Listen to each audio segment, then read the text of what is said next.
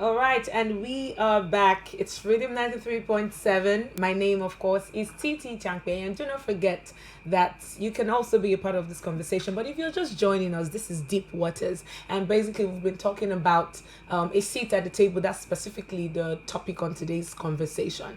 And in celebrating the International Women's Day, we are talking on the power of including women in leadership positions and also in governance. Right? We are inspiring inclusion. And before we went on the break, we asked a couple of questions on what your thoughts are on this conversation. Do you think women are ready, to take on leadership position, regardless of the fact that definitely some women have taken the position and they're doing amazingly well at it.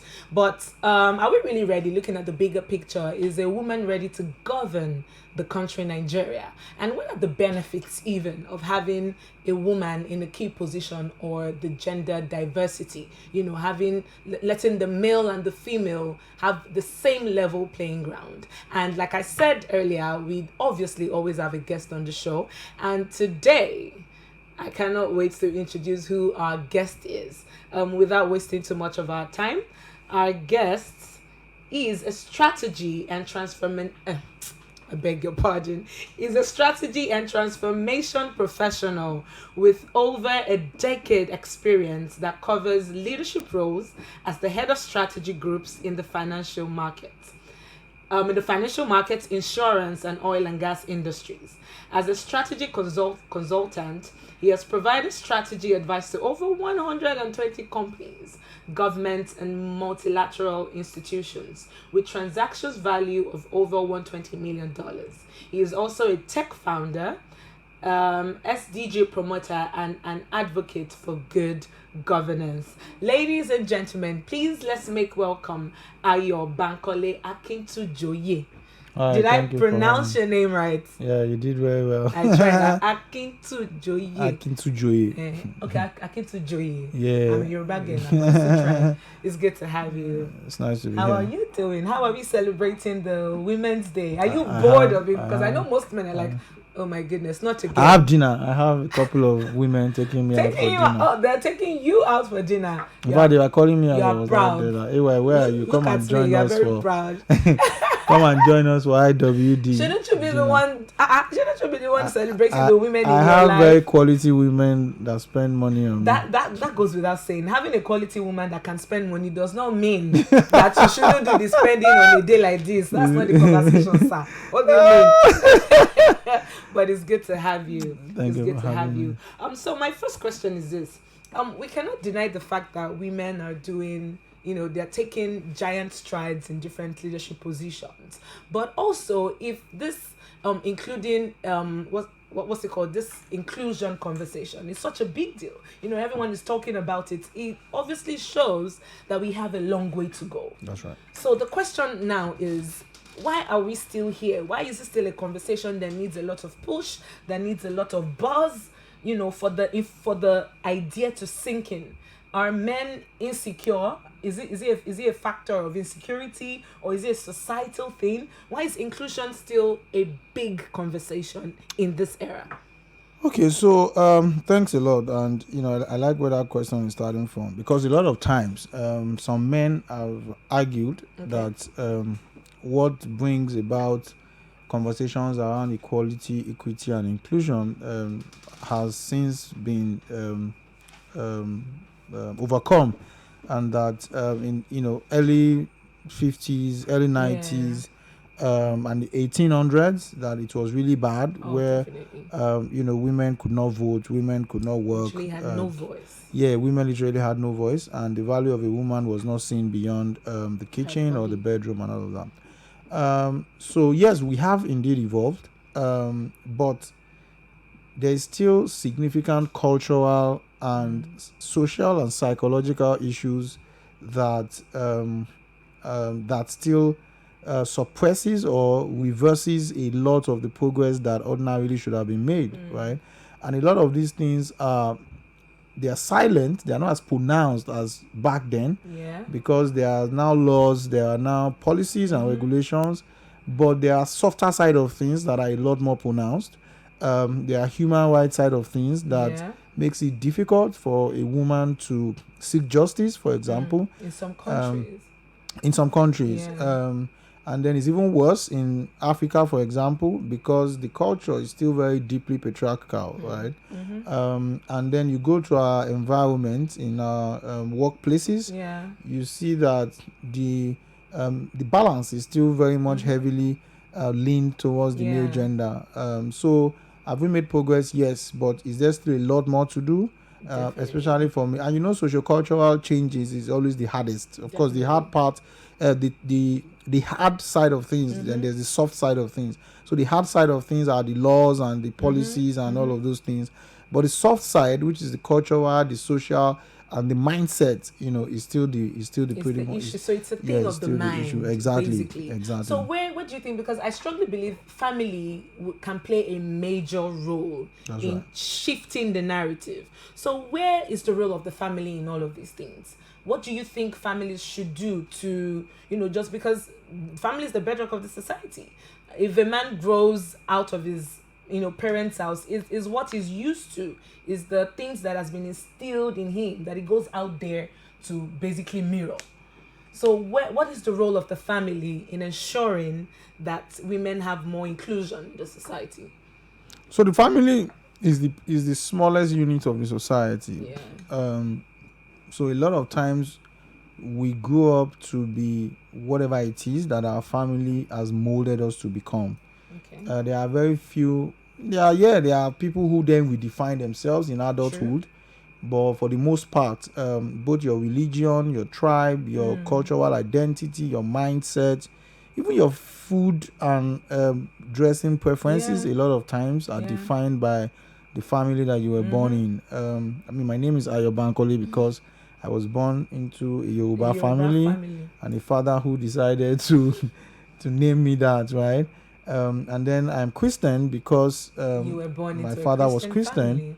But I also practice Islam and I appreciate Islam because my mother comes from a Muslim family. Wow. So you can imagine that kind of thing. So I'm a lot liberal when it comes to religion because of that. Now, imagine a child born into a friend of mine, Olive Modi.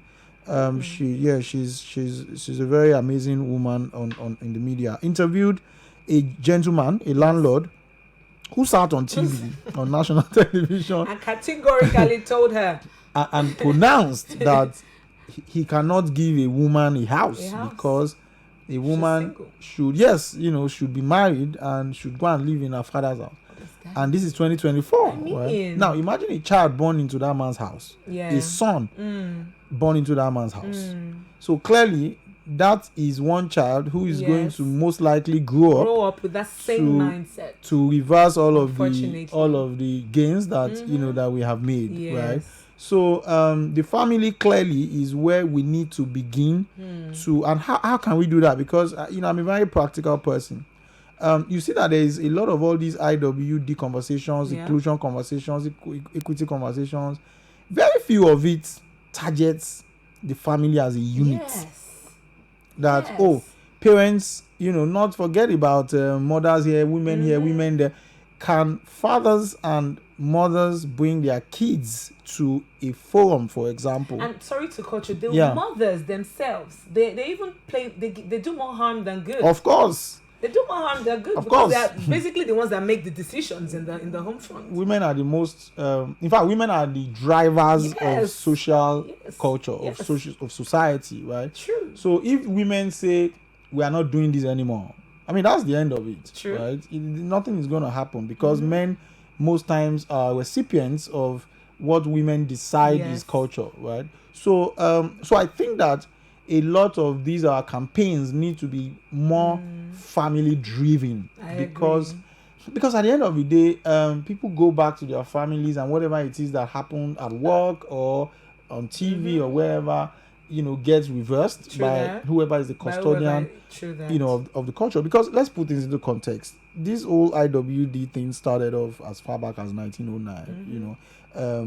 where, then it was originally National Women's Day and then the UN adopted it in 1970s or so.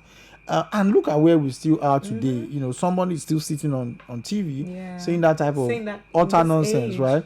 So you see that clearly we're making progress, but the But progress as is we're making slow. progress, we're also taking steps It's backwards. one So step it's not forward, productive. 700 steps Steps backward. backwards. How long are we going to do I was that on for? Instagram, and I think it was Chacha who was still having to convince people, say on TV that all that she has, she has achieved by hard work and not because she slept with anybody.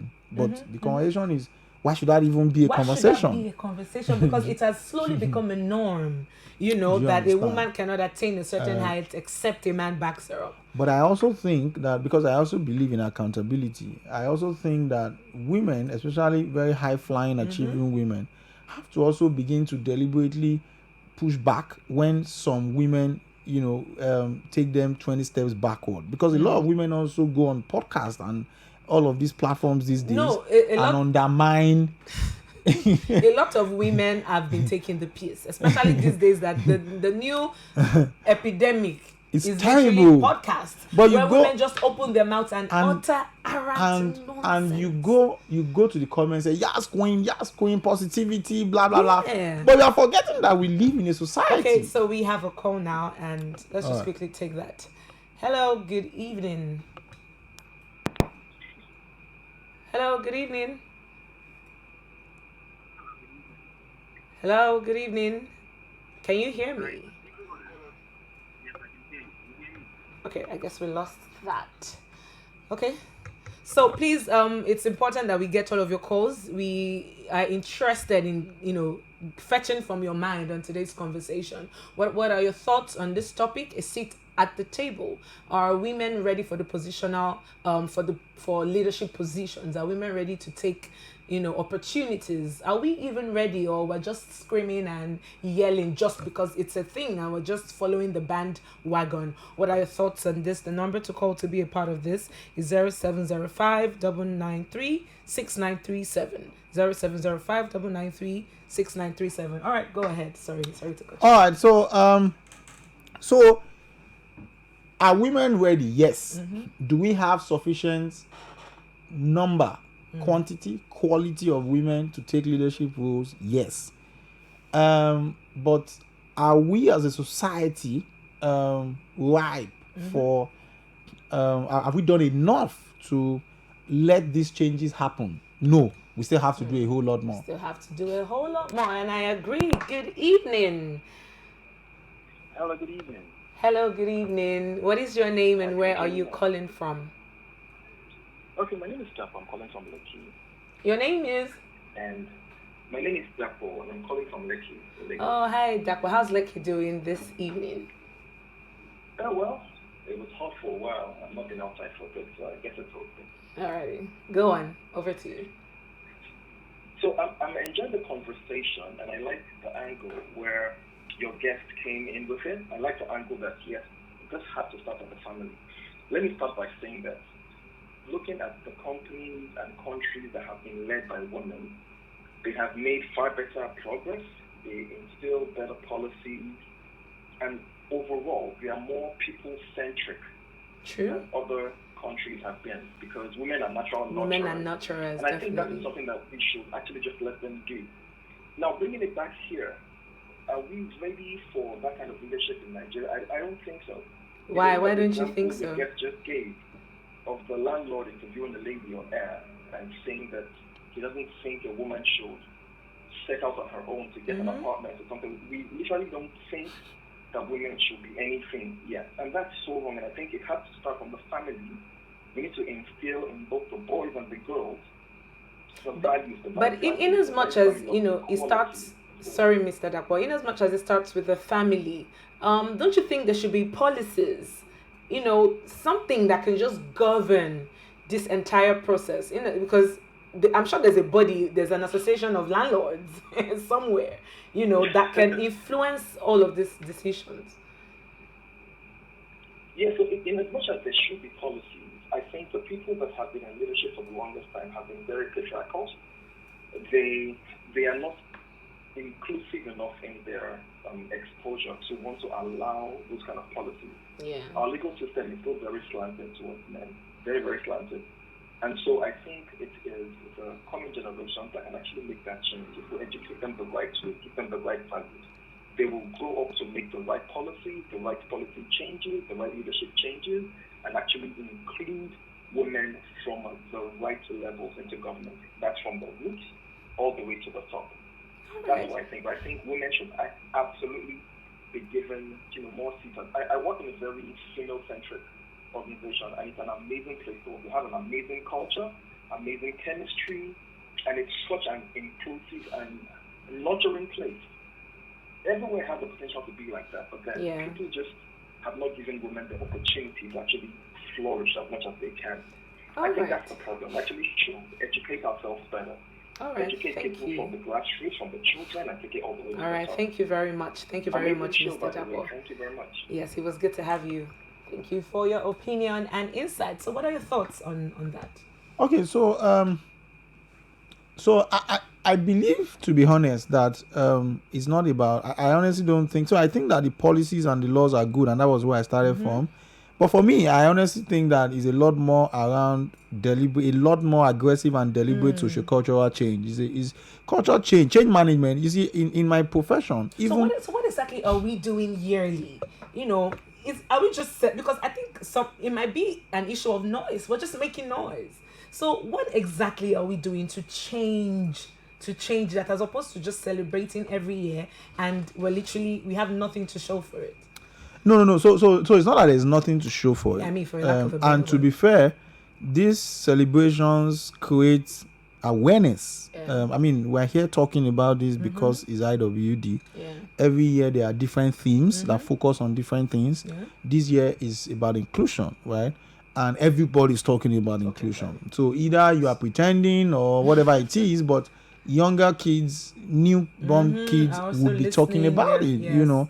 My son woke me up this morning to say, Daddy, today is International Women's Day, blah, blah, blah. Yeah, so if today was not International Women's Day, he probably, and then we had a nice conversation about it and all that. So that would not happen if today. So it's not that it's not adding any value. It's just that beyond the celebration and today, is there a deliberate effort to incorporate these in the mindset of kids? Is there a deliberate effort by the society, custodians of the society, to push back anytime people with voices and influences say things that are detrimental to the progress that has been made, and again, I say that women clusters especially must be accountable, because you can't be fighting for something and then you are still with the same breath supporting people who are reversing this thing. We've seen women support conversations on the National Assembly that were pro child labor or pro child marriage, or because of religion. It's ridiculous. So we have to at some point decide which is more important. Is it religion? Is it human right? Is it gender balance? Those kind of things. And the more we are covering it up with all of these aesthetics and fancy stuff, we will not make significant progress. Thank you very much. I appreciate your thoughts. Please do not forget that we are interested in your minds. Be a part of this conversation. It's Rhythm 93.7. Deep Waters is the program. Titi Tankpe is my name. And today we are celebrating the female gender. Inspiring inclusion is the theme for this year. And the topic on today's conversation is a sit at the table. So my next question for you is, okay, no, that's not it. Pardon me. So here is it. How can we encourage men to actively participate and champion initiatives that promote gender inclusion? Okay, so how can we encourage men?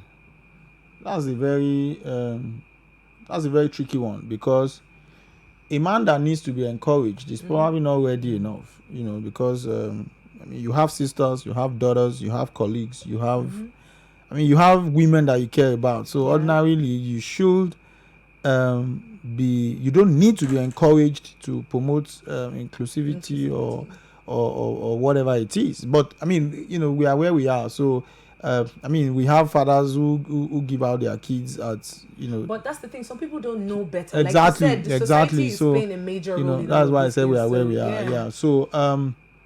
So what then should we be doing? First, was what I said earlier. We need to capture men from the family unit. We need to open their eyes to what is possible with their daughters, with their sisters, with their friends, if they embrace inclusion, if they embrace equity and all of that. Because usually human beings are selfish. Napoleon said there are two ways to make someone do something for you: fear or interest. If you appeal to people's interest, you let them know that, look, if you embrace this, this is what can happen to your daughter. This exactly. Now there's then the fear side, which is very strict regulations, very strict policies, not all of these lip service ones that mandates that. So Nigeria has tried to do this, but a lot of times it's lip service. The system is rigged against the women, but which is why we now need leaders who can say, look, beyond the lip service, I'm standing my foot that every political office must be 40%, must be whatever percent, 50% dedicated to women. We are all in offices. I tell my clients, for example, so I have a few clients who are in industries that are male denominated. For example, in construction, right? And a lot of times I insist to my clients that if there are roles where we can have a lot more women, for no reason should we still be going for a man. We can only just delay a little bit. We will find a woman, right? Even for the one where is heavily tilted toward, we have to be deliberate. It's harder work, but that harder work has to be done to get the for us results. to exactly. Otherwise, younger women, kids will not have enough women to look up to. And then, lastly, men who have nothing to do in the first place would latch on to narratives that amplify their bias. So those of us who have voice, who have influence, must be a lot louder at rejecting those quote and unquote podcast narratives that again deepens that mindset that the women are sexual tools or belong in the kitchen or belong to a big man's or belong to a big man's house. Every time anybody says that narrative has to be rejected immediately, twice as do you get twice as loud. Otherwise, successful women would have to keep explaining that no, I'm not sleeping with anybody, I'm not, conversations that should not even exist. Do you understand? For crying out loud, we've had men who did all sort of fraud, who were listed in Forbes, and then we never knew, and nobody questioned them until they were arrested. So why should a woman be guilty until proven innocent? But again, the more we say this, I'm sure by tomorrow morning again, this conversation is probably not going to be on Instablog. But let somebody come and say something else, it's already amplified. So there has to be a collective effort to amplify the narratives that is for us. Maybe we're going to open our own blog. I'm for you. So why I'm not the one opening it? Let's do this, because I'm not feeling you. So why I'm not the one doing it? I'm not the one opening it. I will be featuring. My goodness. Okay, so looking at the female gender now, it's an interesting conversation. It's the Women's Day. Everybody's talking about it. Can you please share with our audiences what the benefits are having a woman in a key leadership position? Okay, because so a lot of people don't know. Yeah. Imagine someone. I said it before you came on the show that I put it up on my Instagram, and someone said women are too emotional. That if the lady is on her period now, she would destroy she just literally said she would mess the nation up if she's just feeling some type of way because of her emotion. But both men and women have hormone periods.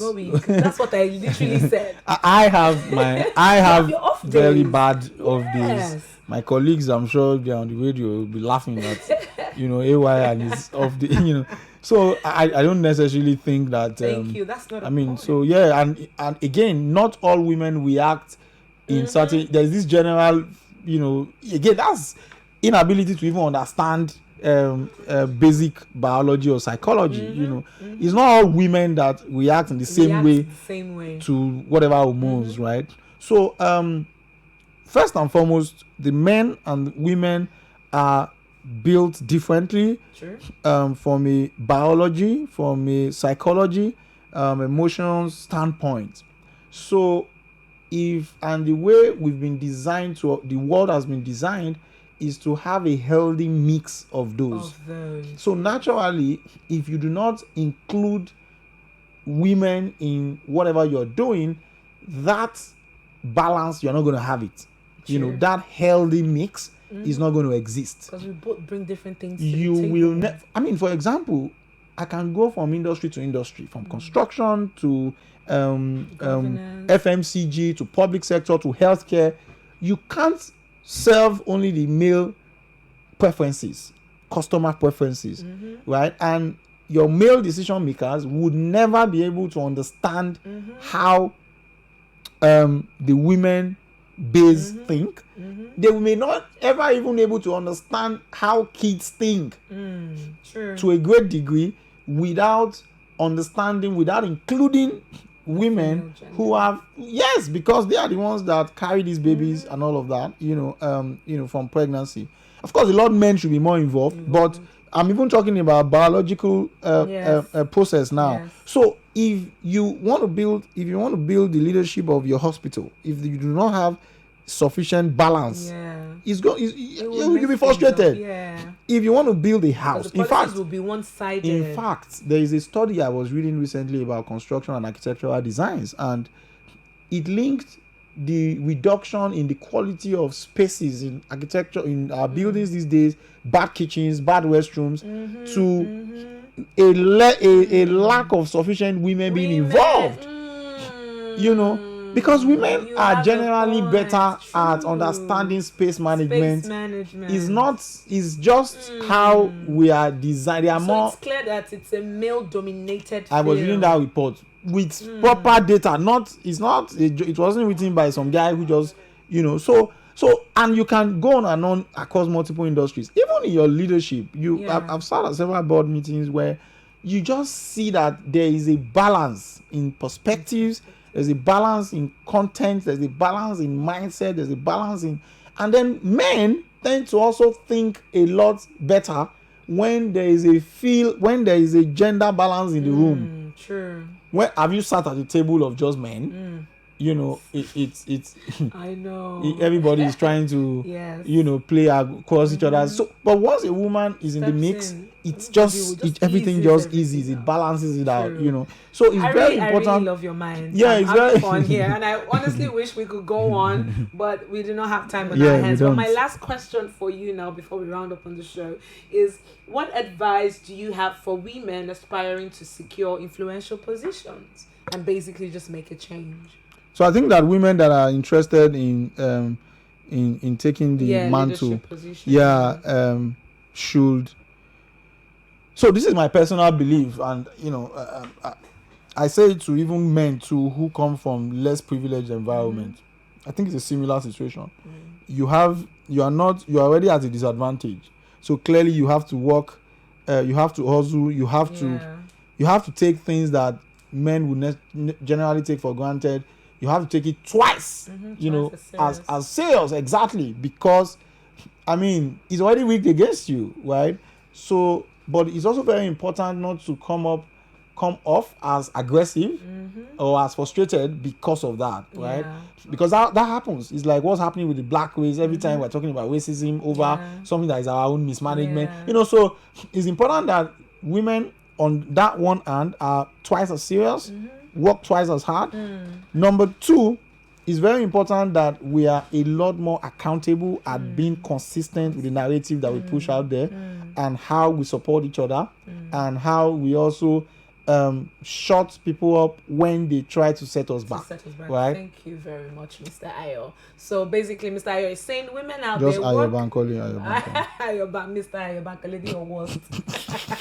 So basically, he's saying work twice as hard, change the narrative, be bold enough to shut people down when, whatever they're saying is contrary to your beliefs, opinions, and value systems. Thank you very much for being a part of this conversation. It's been fun hanging out with you guys, and I'm sure you all feel the same way. We see you next week with a more interesting conversation, I believe. Till then, have a good evening.